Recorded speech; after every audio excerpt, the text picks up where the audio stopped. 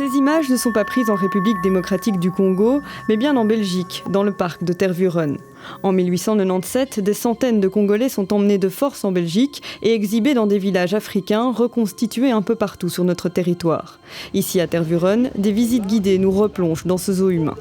Souvent dans ces exhibitions étaient engagées des femmes enceintes d'1 ou 2 mois, de sorte que assister en direct à une naissance pouvait faire partie du clou du spectacle, pour voir au monde non pas des êtres humains, mais l'équivalent d'un veau qu'on met bas.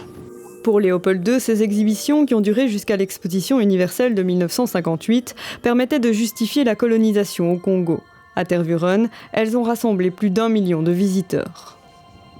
Lorsque le public voyait ces spectacles, il prenait pour argent comptant ce qu'il voyait. L'Afrique, c'est ça. Là, on parle du cœur de ce qui va fonder le suprématisme, donc cette idée que l'Europe doit instruire la majeure partie du monde. Plusieurs dizaines de Congolais sont décédés dans ces zoos et d'autres centaines de restes humains issus de la période coloniale sont toujours conservés dans des institutions belges publiques et privées.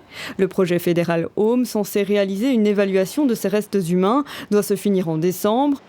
Mais plusieurs collectifs de Congolais demandent aujourd'hui de prolonger ce travail car il serait loin d'être terminé. Il se termine dans des conditions où on n'a pas la transparence, on n'a pas toutes les informations, et aussi parce que nous souhaitons le rapatriement des dépouilles. Ça, c'est fondamental, ce rapatriement des dépouilles. Et donc, pour qu'on puisse avoir ce rapatriement, il faut aussi que toutes les personnes soient aussi identifiées, on sache qui elles sont. Elles doivent être aussi connues du grand public. Si depuis juin, il existe une loi qui encadre la restitution de biens illégitimement acquis en République démocratique du Congo, rien n'est prévu concernant les restes humains. Une restitution qui, selon ces collectifs, serait pourtant revendiquée dans ce pays, notamment par plusieurs familles de défunts.